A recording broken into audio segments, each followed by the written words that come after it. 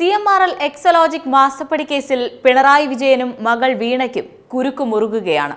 ശശിധരൻ കർത്തയുടെ മൊഴി ഇരുവരെയും പ്രതിക്കൂട്ടിലാക്കുന്നതാണ്. പിണറായിയുമായുള്ള അടുപ്പമാണ് കരാർ നൽകാൻ കാരണമെന്നാണ് ഇഡിക്ക് കർത്ത മൊഴി നൽകിയത്. പിണറായിയുമായുള്ള അടുപ്പത്തിന്റെ പേരിലാണ് വീണയ്ക്കും കമ്പനിക്കും പണം നൽകിയത്. വീണ CMRLന് സേവനം നൽകിയിട്ടില്ലെന്നും കർത്ത മൊഴി നൽകിയിട്ടുണ്ട്. 2024 ഏപ്രിലിൽ വീട്ടിൽ വച്ച് നടത്തിയ ചോദ്യം ചെയ്യലിലാണ് കർത്ത ഈ മൊഴി നൽകിയത്.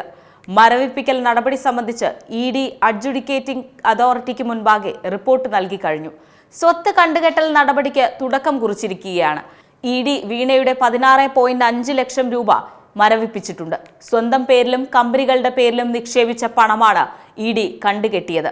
വീണയുടെ മറ്റൊരു കമ്പനിയായ ലേക്കർ ഇന്ത്യയുടെ 15.5 ലക്ഷവും മരവിപ്പിച്ചിട്ടുണ്ട്.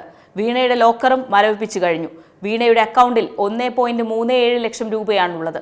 എക്സലോജിക്കിന്റെ അക്കൗണ്ടിൽ 27,585 രൂപയും ശശിധരൻ കർത്തയുടെയും കുടുംബാംഗങ്ങളുടെയും 26 കോടിയും മരവിപ്പിച്ചിട്ടുണ്ട്.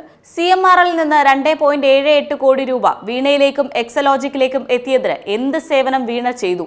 CMRL നിന്ന് ലഭിച്ച പണം വീണ എന്തു ചെയ്തു? ഈ രണ്ട് ചോദ്യങ്ങൾക്കുള്ള കൃത്യമായ മറുപടിയാണ് ഇഡിക്ക് വേണ്ടിയിരുന്നത്.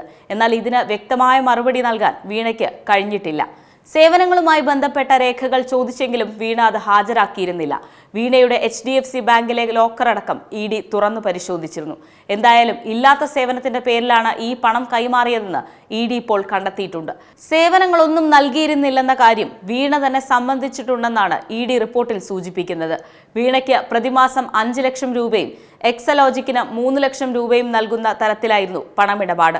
ശശിധരൻ കർത്തയുടെ തന്നെ ഉടമസ്ഥതയിലുള്ള മറ്റൊരു പണമിടപാട് സ്ഥാപനത്തിൽ നിന്ന് 50 ലക്ഷം രൂപയുടെ ലോണും നൽകിയിരുന്നെന്ന് മൊഴിയിൽ പറയുന്നുണ്ട്. എന്തായാലും കർത്തയുടെ മൊഴി പിണറായിക്കും വീണയ്ക്കും കുരുക്കാകുമെന്ന് ഉറപ്പ്.